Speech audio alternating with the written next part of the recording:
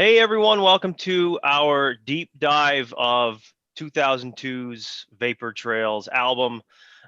Before we dive into the songs, a couple things of note. Top right corner, we have a new guest into the Shark Tank. We're going to call it the Shark Tank. So the Simon, it's the new guy. it's the new guy Simon. So welcome Simon from the Hi, Great everyone. White North.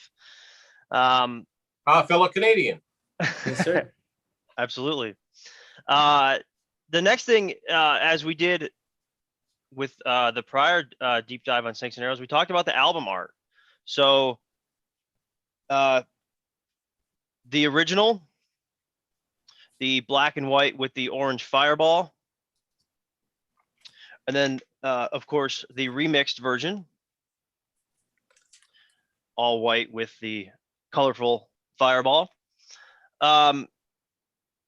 I wanted to briefly read a piece from Hugh Symes' book here, The Art of Rush, or as I like to call it, The Big Beautiful Book of Rush. Just real quick on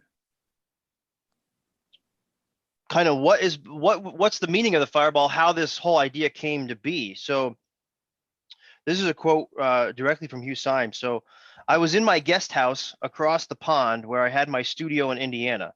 One night I went out and saw a ball of fire in the sky with a long tail. It had an expanded sparkling end on the tail. It seemed so close to Earth.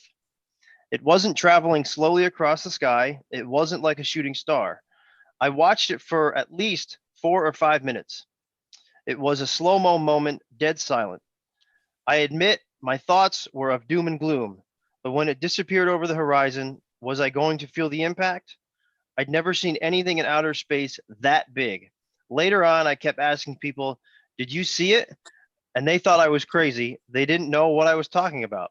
I couldn't find any news on it anywhere the following day. I feel almost special in my having witnessed it. So that drove me to say that could be the cover. Hugh worked fast to complete the oil on canvas painting. The Rushian colors of red, black, and white were an appropriate fit. The fireball is far from spent, but small parts of its core have already been extinguished. It's an echo of a line in the song Vapor Trail, the sun is turning black. And then the last thing I wanted to read here, a quote from Getty and Alex. So Getty says, for me, the cover represents the burning fire of life. It is a beautiful painting, and off the ball of fire comes sparks and trails and whispers. Those are very symbolic to me. They represent memory, spirit, all sorts of things that are connected to life. And then Alex adds, and the things that we leave behind. So I thought that was really a good couple things to read here. What are your guys' thoughts real quick on both either the remix or the original artwork? I prefer the original, but maybe if the remix had been the first one, I'd prefer that one. But I do like the contrast of the black and white. Like you said, That does look awesome. It looks more like a Rush album. In case anybody was wondering, yes, this is a cassette tape. This is from Korea. This was the last Rush studio album ever made on cassette. I'm happy to have it. But and this is what it would. This is the full gatefold look. I wish I had it on vinyl, this version, but it just shows the long trail on it because they always think it's not just the front cover; it's the whole thing. And as we find out, with the Russian Rio, that it was actually a dragon. It came from a dragon. Yeah, actually, it says in the book that Neil had the idea of having a dragon breathing the Vapor Trails fireball, but of course that didn't happen. But that came to be, in a way, what was on Rio. So yeah, that's a nice little added touch. And by the way, some people get really bent out of shape when there's like a change in a version, whether it's a version of a song or a version of an album cover. But think history. I mean, I'm a friendly media historian, and so many great works of art, okay? The painter did one version, decided like, nah, I don't know, and then did a different version. And we have that one final version in the museum. So we think, aha, that one. Yeah. And nobody thinks about all the iterations along the way. Right. So I guess I kind of looked at this like, okay, they had one vision of it. And then later, it kind of showed up for them in a different way. So this was just a manifestation, which is what an artist would do. Absolutely. There's another cool thing with this album is the tarot cards as well. Inside that, there's a tarot card that corresponds to each individual song. I'm sure we'll touch on that briefly when we discuss our songs here tonight. But the last thing that I wanted to mention before we dive into the songs on this album, or four of the songs on this album, is that Vapor Trails contains the most songs, 7 songs, never played live, or the most songs from one individual album never played live. Those 7 songs are Peaceable Kingdom, The Stars Look Down, Vapor Trail, Sweet Miracle, Nocturne, Freeze, and Out of the Cradle. So a little fun fact, a little bit of Rush trivia for anyone out there. But with that being said, let's talk about the music. Donna, why don't you go ahead and go first? Okay, so you just gave me a very nice lead in for another fun fact, which is that this album, Vapor Trails, is the first one with no keyboards, no synthesizers, first one since what, Caress of Steel? Am I wrong about that? I don't think I am. And I remember having a conversation very briefly. I believe it was with Getty, but it could have been with Alex. It was like one of these boom, boom, like real quick. They were running somewhere, and so was I kind of conversations where Getty, I think, said, we felt like we had gotten too reliant, and I'm paraphrasing here, but like too reliant on keyboards and synths. And we wanted to just do an album that was sort of old school, not stylistically old school, but using the instrumentation that we've been using for years. And that we thought that would just be a really creative thing to do. And I think it came out great. And I understand there are some people that don't like the original mix. The band had some trouble with the original mix. That's one of the reasons why they remixed it in 2013. I'm fine either way. Again, just getting back to the conversation about art, I just look at it like, okay, they did it that way. And then as time went on, they had a different perspective about it. They did it differently. I'm fine either way. I heard different things in each case. Before I say anything about Ghost Rider, I hope you guys will indulge me for 1 minute. I'd like to call a moment of silence to the memory of Glenn Peart, Neil's father. That family has been through so much. I mean, first we lost Neil, and now we've lost his dad. And Glenn was a gentleman. I had the privilege of talking to him on a few occasions. He was a good guy, and he will be missed. And a moment of silence to honor him, if I may.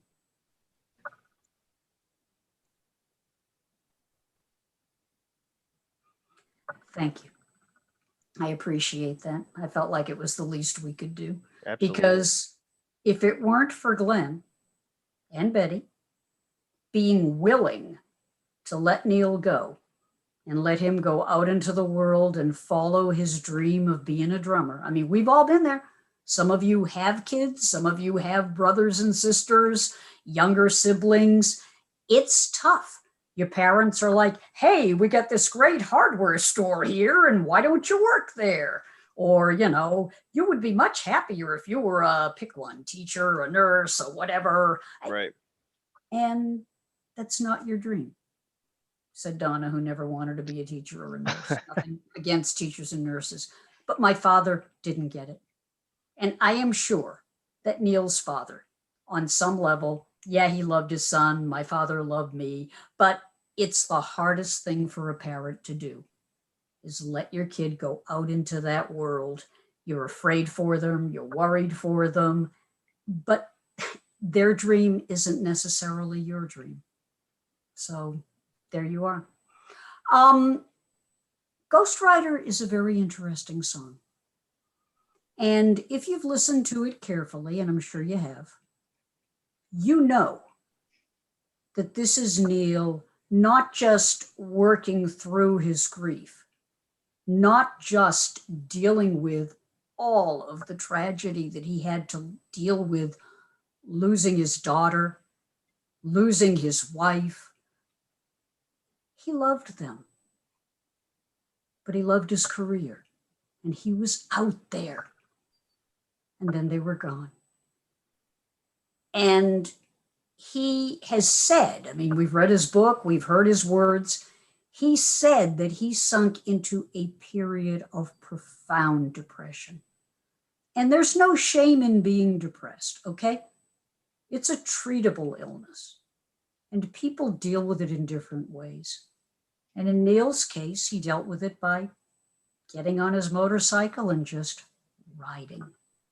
And as we all know, he had no idea when he first started out if he was coming back. And I don't mean, was he going to kill himself? I'm saying he didn't know if he was going to be a musician ever again.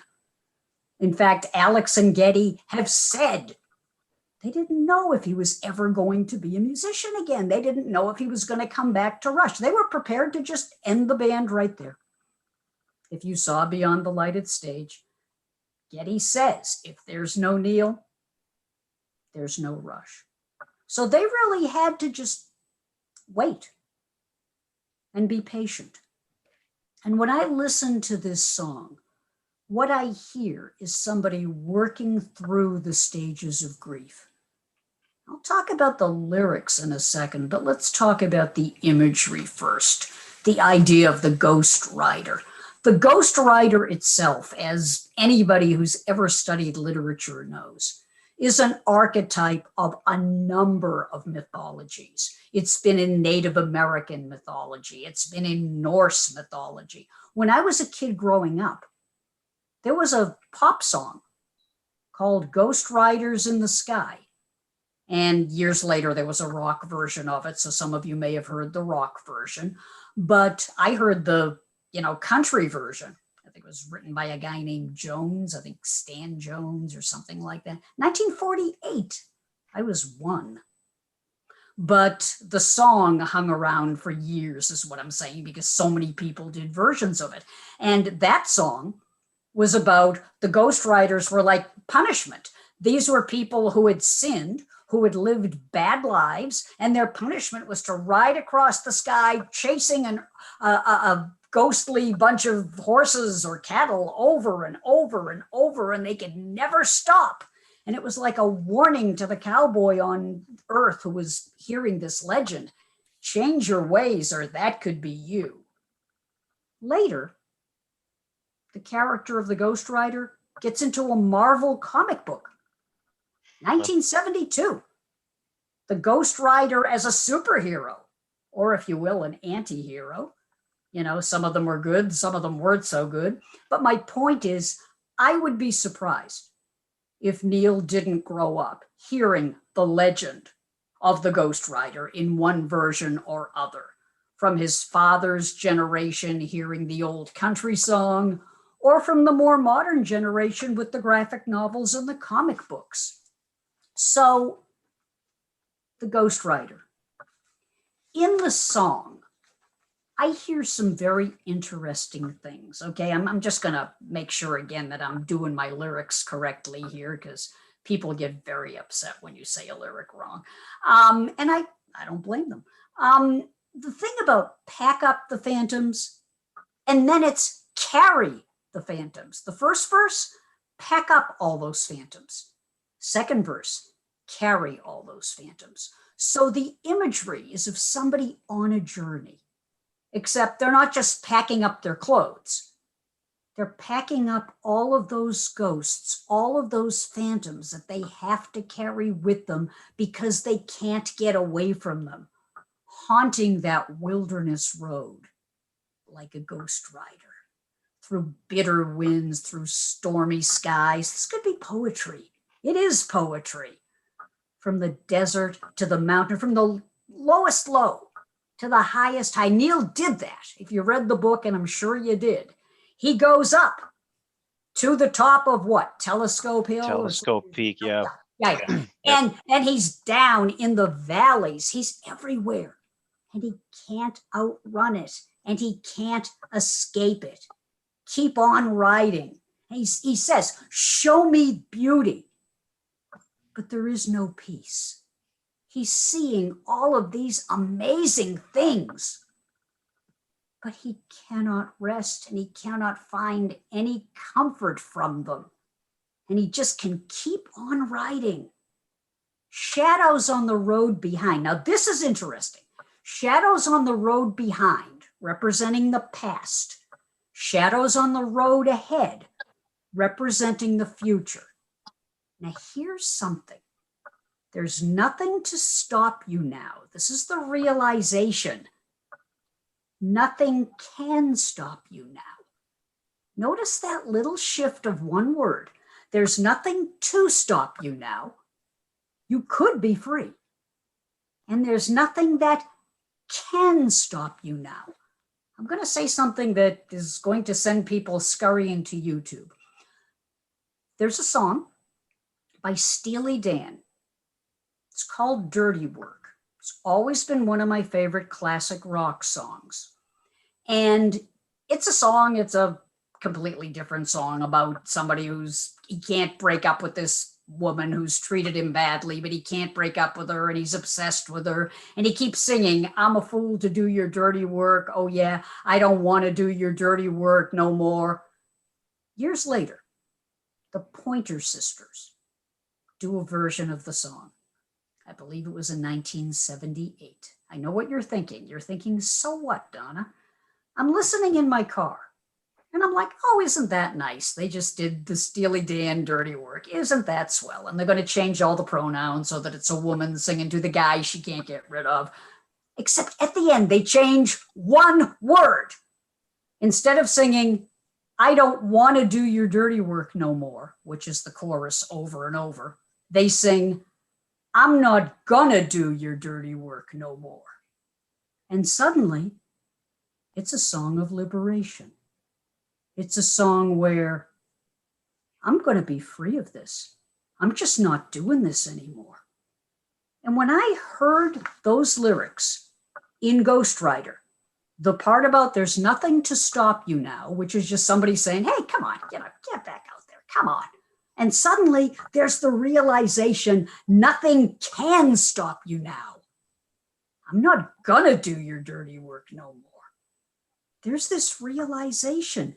There is another side. There is a way out. Yeah, there's still shadows on the road, okay? There's still phantoms. There's still ghosts. There's still a burden. I'm an escape artist racing against the night. I'm a wandering hermit. Reminds me of the ballad, A Poor Wayfaring Stranger. Racing towards the light. Racing towards the light. He's trying to find some understanding. He's trying to find it within himself, okay? And again, he keeps coming back to those lines. And with Neil, there's nothing accidental. Why does he keep singing in chorus after chorus? There's nothing to stop you now. There's nothing that can stop you now. There's a shadow on the road behind. There's a shadow on the road ahead. There's nothing to stop you now. There's nothing can stop you now.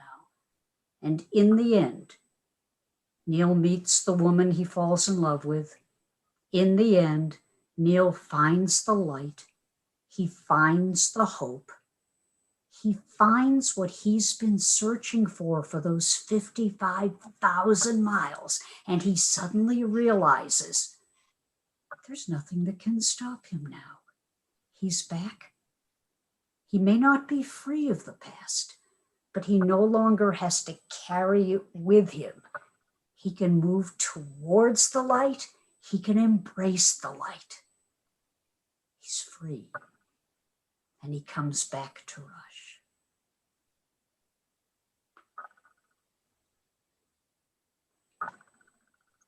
Does that make any sense at all? Oh, That was wow. very, Like, very that well was said. awesome. Yeah. I don't have much to add. Yeah, I'm I just speechless. feel sometimes like I'm babbling endlessly, but I just that No, was that really was- well said. literature. I get into this stuff. That was very well said. I wanted to just say that I kind of interpreted, well, Donna, you said at the beginning how it kind of tells a story from, packing up his phantoms and leaving to finding Carrie, right?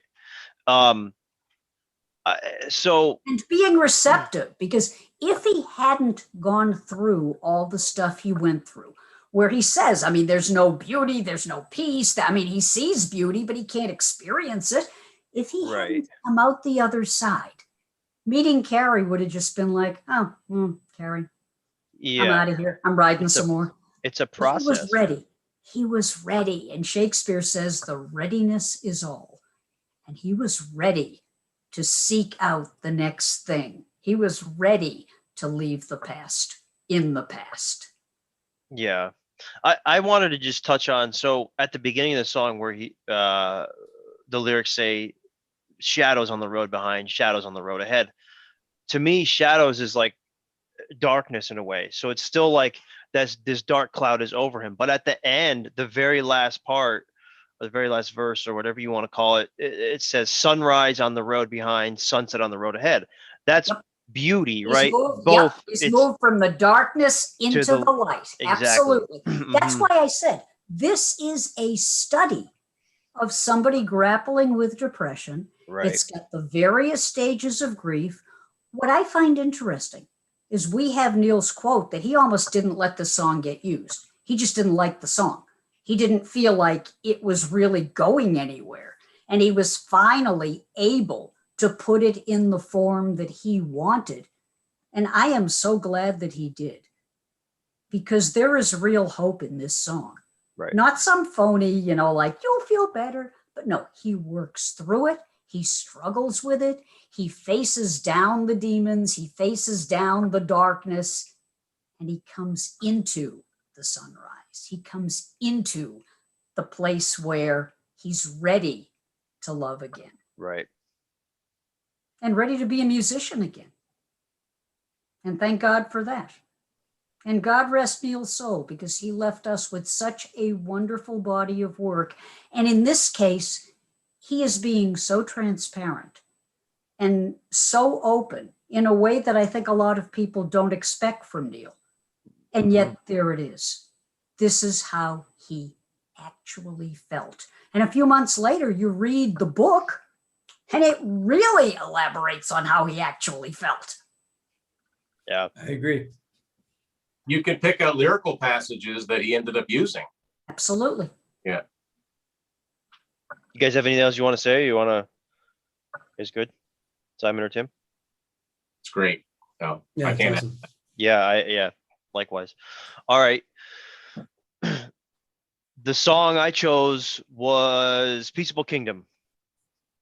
And Peaceable Kingdom is not, it's probably one of my least favorite songs on the album, if I'm being completely honest, but it's a song that I felt really needed to be touched on, because it's definitely one that flies under the radar for a lot of people.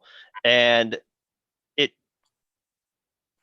Alex Lyson previously stated that Peaceable Kingdom was originally intended to be an instrumental, but after the attacks on 9/11 in the United States, it morphed into a piece about, as Neil put it, Neil said, a chilling reflection of the events of September 11th. So I wanted to, it was built from a jam that they had. This was actually, Getty said that. He said almost all of Peaceable Kingdom is from one jam we did. Then we made the song up from that, added a couple little embellishments and the drums, of course, but basically the guitar and the bass are from that one time, that one jam. That's the one time it was played. But no, I mean, many years ago, I don't know, maybe 5 years ago, I did a lot of study and research on the 9/11 attacks, just to kind of gain more of an understanding about the whole day. I was in third grade when it happened, right? So I was young, and I just wanted to learn more about it, and I really wanted to kind of relate some of the lyrics in this song to some of the things that I both witnessed as an 8-year-old on that day, and some of the things that I've learned throughout researching 9/11, because I feel like that some of the lyrics in this song, people don't look at them the way I do. So I wanted to kind of get your thoughts and explain to you how I feel. So um, if you remember, and first of all, if anyone watching has had any loved ones, that were killed in this tragic day, we of course are extremely sorry for your loss. And I don't mean for this to be negative in any way. So the first things first is right off the bat, Getty sings "A Wave Toward the Clearing Sky." My interpretation of this is, if you go back and you watch or see any images of where the planes hit the building, right? Everybody above is trapped. You see people breaking windows and waving towels or waving out the window trying to get help. To me, that's my interpretation of that. A wave toward the clearing sky. Okay. All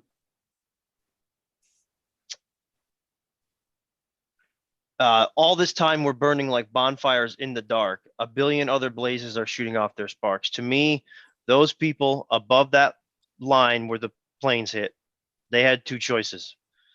They're in the dark and burn, right, or jump. As sad as both of those options are, they really only had two options. My interpretation of that, all this time we're burning like bonfires in the dark, is those people stranded in the building that chose to stay. That's kind of how I interpret that. The second part of that says, "Every spark, a drifting ember of desire to fall upon the earth and spark another fire." If you look in, I think it was Time magazine, you see the falling man. My interpretation of that line is falling upon the earth is those people that chose to jump, sparking another fire, hitting the ground. There's been firefighters on record who have been in the lobby of the Twin Towers who recall basically bodies hitting the ground, and that's my interpretation of that. I assume maybe that's not right, but that's kind of how I interpreted that in the research that I've done of 9/11. And finally, the last thing I wanted to touch in terms of the lyrics is a homeward angel on the fly. To me, that's heaven, right? Those that were killed in those attacks. It's a song that, as I previously mentioned, was stemmed from an instrumental. So there's definitely that kind of a jam in the background in the music too. And there's a lot of different changes and a lot of different variations in the song, which I think is really cool as well. But I love it in terms of, I think just because of the topic, I think it's one of the saddest Rush songs, even though it doesn't come across as such a sad Rush song. And even the tarot card is that chilling reflection. It's the tarot card of the tower, and it almost is a rendition of that day. So I wanted to get your thoughts on kind of my interpretations of that, and see if you all had any other interpretations of this song. Or I know Simon and Tim, you guys are Canadian. I don't know how that day affected you, or Sure did. Okay. But I vaguely remember it being so young, that's why I went back and I'm older, or old if you prefer.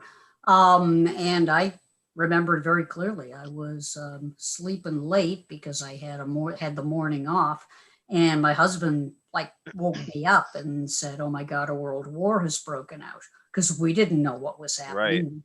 Right. And we turned on TV, and then pretty soon TV went down because all of the broadcast equipment, it turned out, was in some of the towers. And I remember CNN's Aaron Brown who was one of my favorite anchors at the time.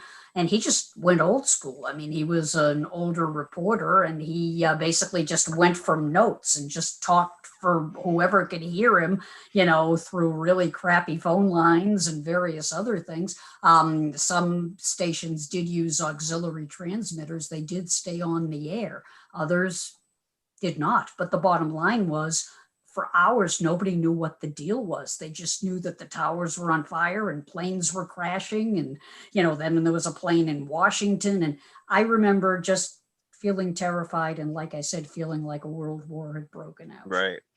So let me talk about the Bible, because Peaceable Kingdom comes from the book of Isaiah in the Hebrew Bible.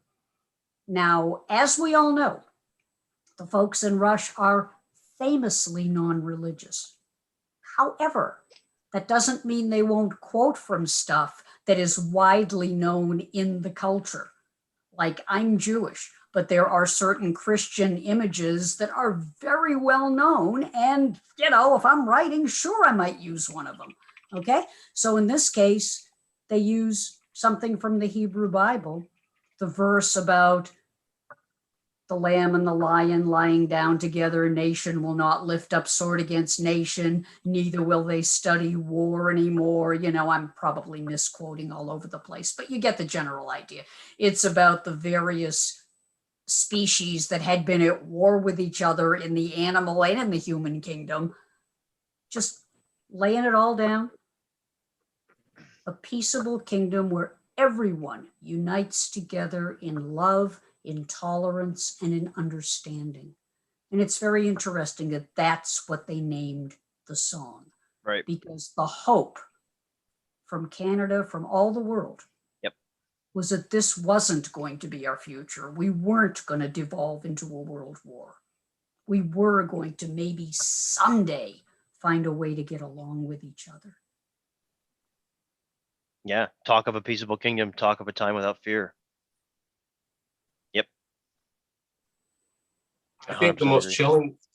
chilling line in that for me is all this time we're shuffling and laying out all our cards while a billion other dealers are slipping past our guards. That that makes me think of how did these people get on board the plane, and all of that. And I remember that day specifically. My daughter was my first child. She was 6 days old, and I had a nephew who was celebrating, who was unfortunate enough to be born on September 11th, 1999. So his second birthday was September 11th, 2001. My daughter was born on the 5th. So it was the most somber kid's birthday party I ever want to be at, because we were all just watching CNN like the world, and thinking, what is going on? And, what kind of world did we just bring the child into? Right. And, the He good gets news at that is, too, because like he's singing about how on the one hand, some people are trying to learn, but on the other hand, there are teachers that are teaching people how to hate. how to burn. Yeah. Yeah. But the good news is she'll be 20 in September. So. Yeah. We got through it. Yeah. Very quickly, an old boss of mine was in the trade centers on September 10th, 2001. Wow. So yeah, it's Yeah, I lost friends. I lost It's several people that I knew. sorry for that, Donna. It's very crazy. And I went to the memorial. I've been to the memorial in New York City, and I've been to the where the plane went down in Pennsylvania too. They have audio of phone calls from people. It's so sad, and it's what more can you do at this point other than remember? It's And that's what the singers, that's what the songwriters, that's what the artists were trying to do. They were trying to use their art to heal us. to heal us Absolutely. and unify. People that don't get into Vapor Trails, I think they're missing a real subtext in the album, because it really, for me, it really is about healing. It's about seeing the good, seeing the bad, seeing the clashes, and then coming out the other side and finding something that might be hopeful. And sometimes 100%. maybe art is the only thing that's hopeful, as in music. That's true. Well, if you're still with us, this is a longer deep dive than normal, but that's okay because this is a very deep album. So, Simon, why don't you go ahead with your song? Yeah, sure. But before I do, I just want to say, just to quickly talk about Peaceable Kingdom. That's I feel, and let me know if I'm wrong, that's one of their heaviest songs Yeah. I've ever recorded. Yeah. And just the initial bass chords that Geddy starts off with, and every time I hear it, I'm still blown away at how heavy that song is. You know, I always described it rumbles. Yeah, It's like a tank. yeah, it is one heavy song, and there's so many dynamics. And anyways, I just wanted to touch a little bit about the musical part of it, but Sure.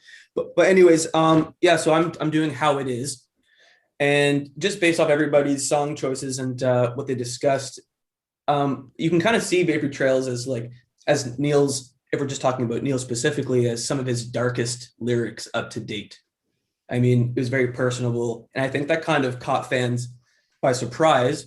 But it's also more accessible because I think a lot of people can relate to loss and whatnot, unfortunately. But when I look at all the music, even though it is a dark album, there's a lot of hope.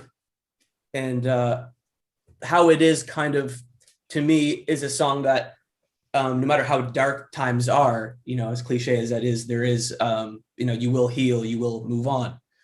And I kind of feel that Neil probably wrote this. I don't know how the order of the track listing was written, but I feel like this might have been one of the first lyrics he had written during the Ghost Rider period. After suffering I believe tragedies. it was. Yeah. So, I mean, in the Ghost Rider, as everybody's read, he kind of explains of waking up each morning and setting off on a journey, only to stop and do the same thing again the next day with no sense of time, no real destination, just the point of to keep moving. So when I read the lyrics of How It Is, I feel like he definitely wrote that around that time period. And so, like the need to keep moving, I feel like the song reflects on those feelings of being trapped, where it says frozen in the moment, and not seeing the way out of it. And I know he writes the lack of imagination between how it is and how it ought to be, and how it ought to be is the way it was before the tragedy. So you can tell he's going on this journey, trying to, you know, knowing what it should be, but knowing what he has to get through at the same time. And I feel like at that point, Vapor Trails lyrically in general is, I feel like, his best lyric as well, up to date, as well as it being his darkest lyrics. And I feel like a lot of fans haven't given them a chance. They should really look back and read them. As Donna said, it's like poetry. I mean, every Rush song is.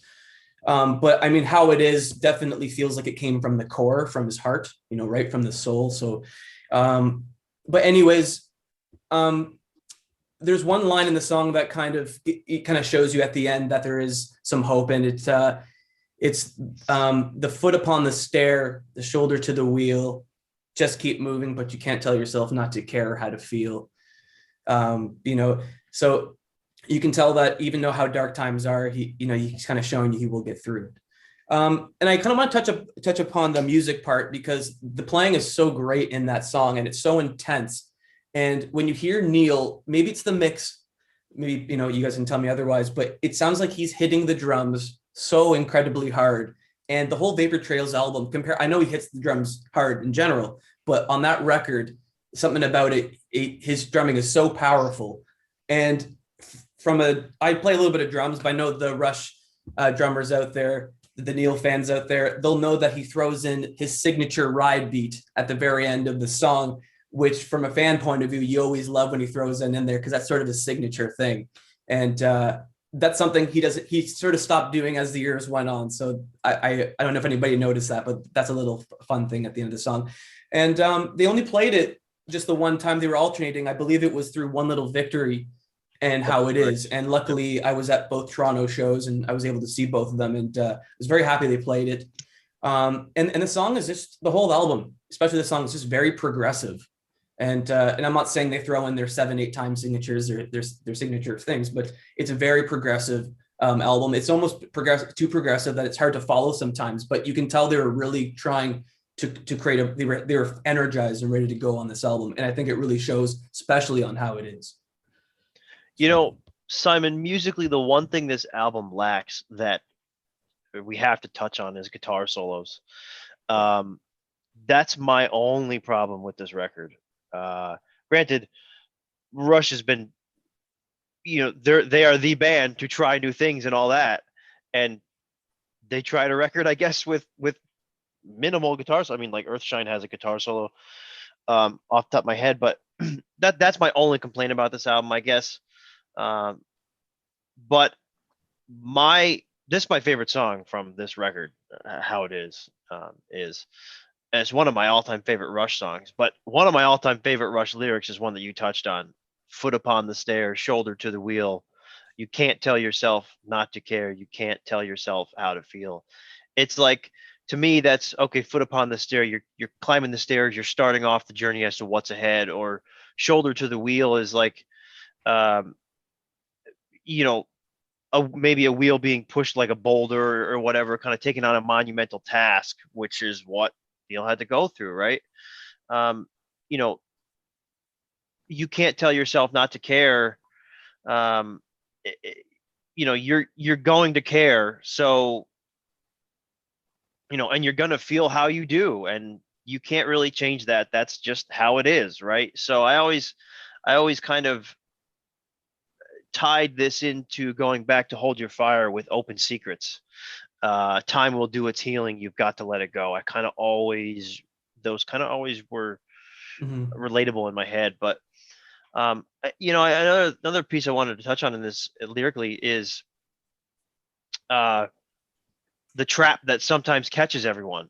It's like there's days that no matter how your life is going, everyone is going, whether you're rich, whether you're poor, whether you're whatever background you're from, there's always going to be days that, you start to feel a little down. It's just, it catches everyone, and it catches up to everyone. And I think, perhaps it's the weather that's referenced in, it's such a cloudy day, but even if the days are cloudy, I think you can kind of make the best of them. And, there's always tomorrow that will bring possibility. And I think that's kind of what this song is about.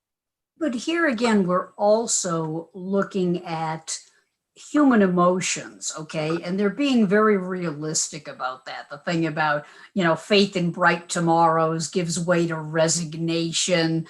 I mean, who has not been there, okay? Who has not been trying very hard to be up and positive, and it just seems like one thing after another. Right. And if there's anything instructive about Neil's journey, it's that no matter how bad things seem, at some point, you get back up, you get back in the fight. And I saw those lyrics as ultimately very optimistic. It's like realistic to feel like, what's the point? But then the more you think about it, there is a point. And we got to get back in and keep trying to make the world a better place. Mm-hmm. I think the music in the background too is well, I don't want to say background, but the music underneath the lyrics is, optimistic and encouraging too. It has that kind of vibe to it. I agree with you, Ryan. I was just going to say that we're taking so much dissecting Neil's lyrics, not trying to take anything from it, but you have to give Geddy and Alex credit that they were able to. I feel like if you took away the lyrics, you could still feel the journey. It starts off with this aggressive, kind of intense verse, then brings you back down to this positive, uplifting chorus, and then it ends with that major chord that, you feel good about it at the end. So Geddy and Alex really painted the picture musically. Yep. And it makes sense, Simon. What you're saying makes just perfect sense, because they're talking in the lyrics about life's uncertainty. Right. Nothing's promised to any of us. And you listen to the music and it's like a minute it's one thing, and then it's something else, then it's something else again. And then just when you think you figured it out, it's something else. And just like life. Yeah. That's right. And Alex plays a 12-string on this song. You can Yeah, really he does. Studio, shimmer. Yeah, live. And I was just gonna say, live on R40, this was the song I was most looking forward to. I'm not even kidding you. They did, Xanadu with the double necks on R40 and everything, but this was the song I was most looking forward to. And very quick story, I was standing for this song and a lot of people sat down, but I was so thrilled. And some guy behind me told me, "Hey man, sit down." He told me to sit down during How It Is, and I was so pissed. I tried to be respectful. I kind of dipped a little bit on the seat. I moved after the first set, but this song, you can go watch it on YouTube live, R40, so good. Absolutely love this song. What are you going to say, That Simon? brings us. Were you just going to say one more thing? Yeah. Yeah, I was just going to say, I think there were two reasons to why they didn't play a lot of songs off Vapor Trails. One being, I think it was hard for Neil to go back to that period. Yeah. To hear the lyrics. That. And I think another thing is, it's a one album that, and I might be wrong about this, or the first album where Geddy was layering multiple bass tracks, which I know they could trigger live. And Alex was kind of doing what the bass was doing. So Geddy's doing all these chordal things, Alex doing a lot of single note patterns and overdubs. So I'm also thinking it was kind of complicated to play it live as well. So, but what do you guys think? Yeah. I think there's a good reason for that. There's vocals were layered, bass was layered, guitar was layered. They did what they wanted to do, but to do it live, they always said, we're never putting a fourth person on stage. We can't do it on stage. We're not going to do it. Yeah, right. Yeah, and they only played, I think, Ron and I talked earlier, I think, what was it, 5 songs? 6 when they alternated between Ceiling Unlimited and... It was 5 during the Vapor Trails era. Yeah. Yeah, they added How It Is as the 6th. They were always reevaluating them. I mean, there was a period of time when they didn't play Working Man. And people were like, come on, and eventually they revisited it, except they sort of did a reggae version. And Yeah. Well, Geddy introduced this song on R40 as this is paraphrasing, but a song that fell through the cracks during rehearsal. So a song that, they always loved, but it just never made the set. So, and it finally did. Thank God, because thankfully, this, it's it made sense too. It's just how it is. All right, Tim, take it away. I see what you did there. I see what you did there. Out of the Cradle. So the final song on the album. And again, I write albums not as we're going to throw our 5 strongest songs at the beginning and see whatever else happens. They put as much work into the last track as the first track. It's arranged for a reason. But I will say that the last songs usually feel like last songs and they kind of sum things up. And Out of the Cradle does just that.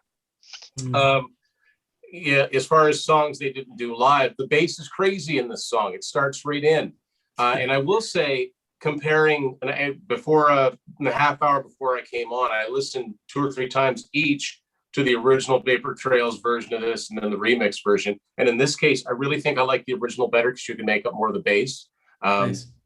There's lots of energy in the playing.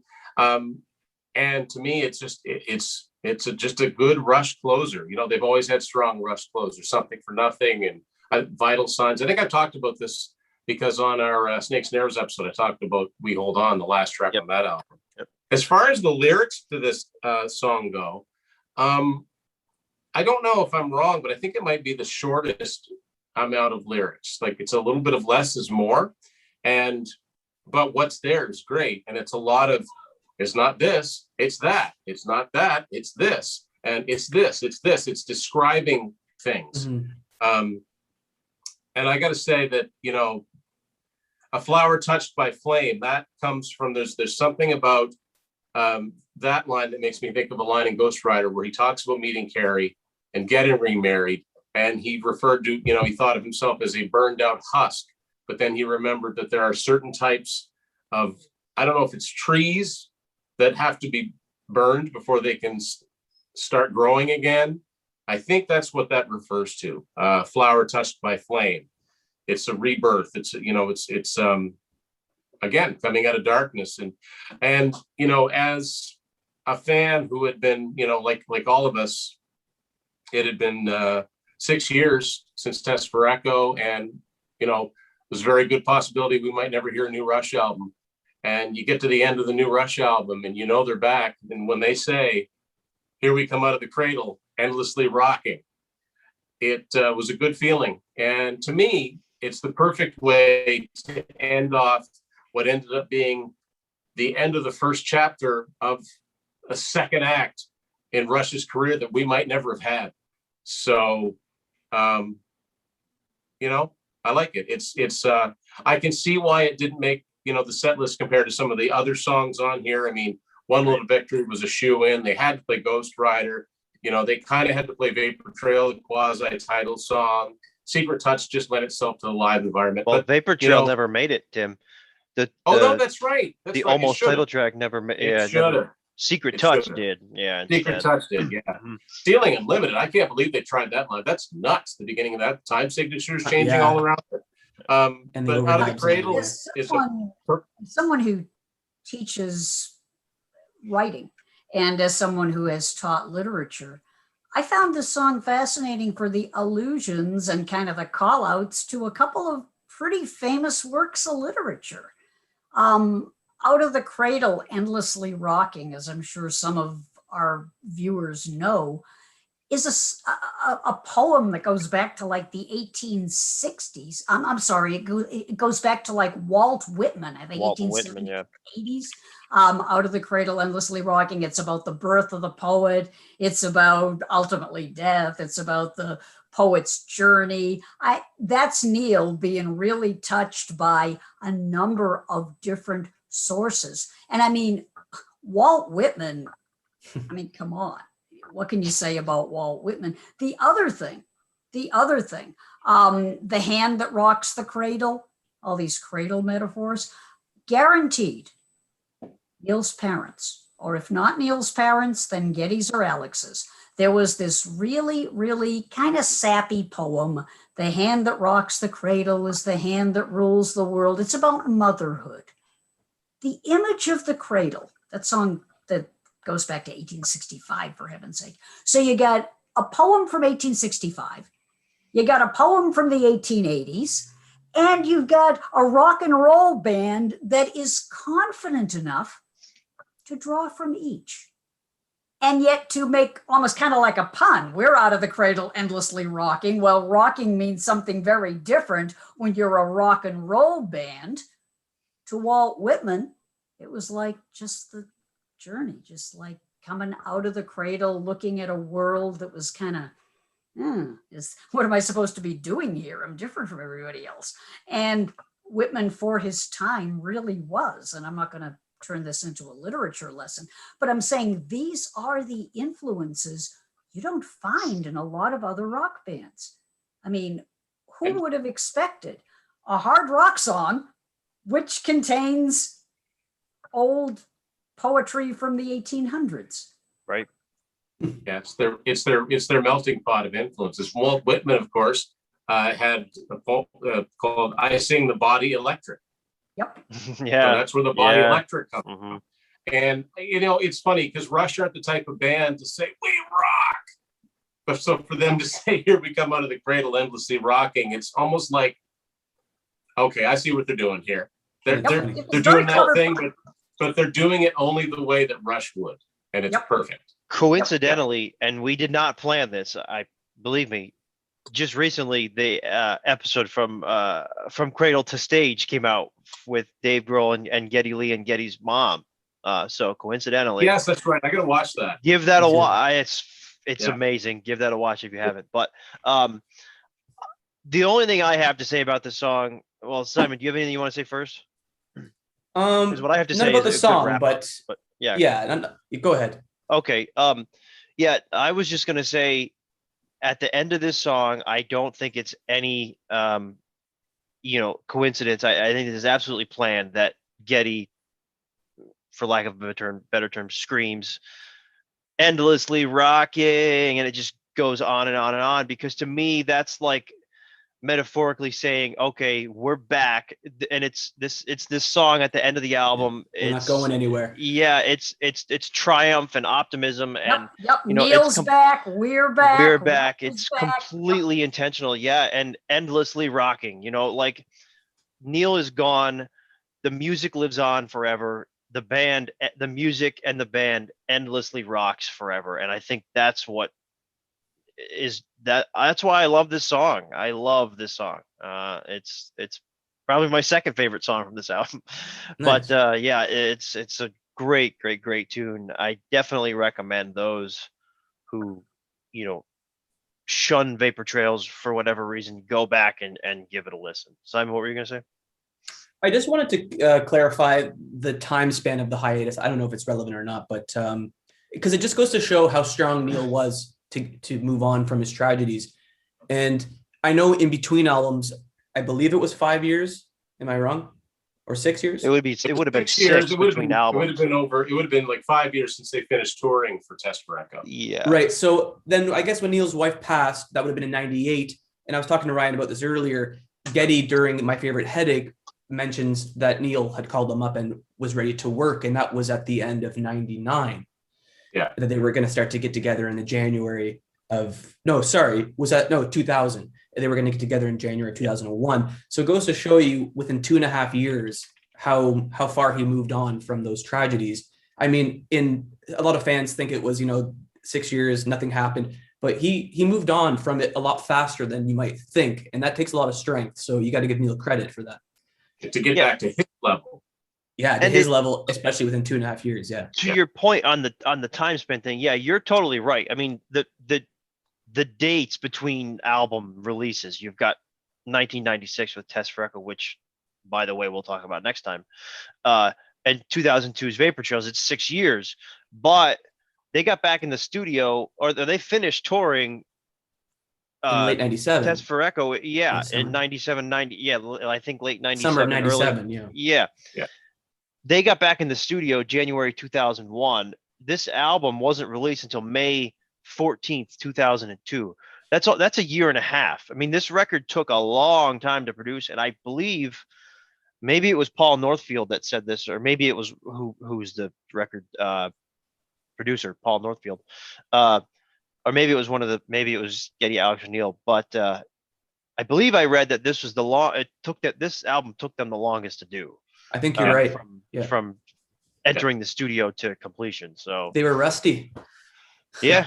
And they Getty still weren't happy with it at the end, and that's why later they wanted it remixed. Yeah. Yeah, exactly. Yep. I think Getty said that it took them as much time to do one song on this album as back in the 70s it took them to do an entire album. That's right. Yeah. Perfectionists too, though. There's no music that they've been on record saying there is no music in the vault. So yeah, it's all out there. Well, and they got it right. They got it right. They where was I going with that? I hate that when I lose my train of thought. But it was about making the album. I'll say something, and when you figure it out, you can come back to it. Okay. I was going to just say that at the beginning, we have Ghost Rider, where Neil uses the imagery of a wandering hermit racing towards the light. And by the end, there is the light, and they're endlessly rocking, and they've come out of that period of dormancy, and they're back, and they're alive, and we still are able to appreciate and love their music. And we hope that people that are watching this are having as good a time with it as we are. I know what I was going to say. It was just the fact that some bands, you don't put an album out for 6 calendar years, you get forgotten. But that was not the case. People were so ready. This was a top 5 album. One Little Victory was a top 10 rock hit. People were so ready. And when they went back on tour, people were so ready to see them. I liked what Ray Daniels said in Beyond the Lighted Stage about the first night they played in Hartford, how, he said some demons were gone that night for Neil after he got off stage. And he said, yeah, it would have been a shame if that had never happened again. Because we don't even know how, well, Donna might have a little idea, but we don't know how close it came to, we might have never, Test for Echo may have been the final Rush album. Can you imagine? He really was. I can tell you this straight up. He really was in a place where he could not see himself coming back to Rush or to music or to, he said when he went out there, and you can read this in the book, I'm not saying anything that isn't on a page. Sure. When he went out there, it was the uncertainty, and he was willing to just take it a day at a time and live with that uncertainty. And the band the same way. I mean, I remember talking to Peggy at one point from Anthem, and, like, how's he doing? And they were like, we don't know. Yeah. We don't know. And yeah, I suppose if they really needed to find him, they would have, but they were willing to just let him do what he needed to do. But the uncertainty, which shows up in the lyrics in a couple of places too, they talk about the uncertainty, but that uncertainty was something they were willing to deal with so that Neil could work through what he needed to. But no, they did not, so help me, they didn't know if he was coming back at that time. And he had to come back only when he was ready. And they were ready. Thank God he was ready. Oh, they were ready. Yeah. And can I just say one thing quickly, is that for the Rush fans that maybe don't make an effort to listen to Vapor Trails, is that I know it's 68 minutes of music. It's a lot of music to take in, but that album is so important in what was to come for the next decade, as they maybe never worked as hard. They worked hard from Vapor Trails into Feedback into R30 into Snakes and Arrows and Time Machine and Clock. That album kind of just triggered a whole bunch of things that were to come. And without that album, we wouldn't have anything else, if they didn't make that album. Yeah. The 2000s albums, I think, are some of their best work. Their playing is just, people say as you age, you may not improve, but they play better than they ever did in their later years. And 2000, as they say, don't sleep on this one. No. Give it another go. Give it another those go. Musicians out there, yeah. And anybody else. Next time we've got Test for Echo. Echo. Leave your favorite Vapor Trails, deep track, or just favorite Vapor Trails song in the comments. Continue the deep dive if you so please. This was a fantastic discussion. I really very much enjoyed talking Vapor Trails with the three of you. So we'll see everyone next time on T for E. Take care, everybody. Take care.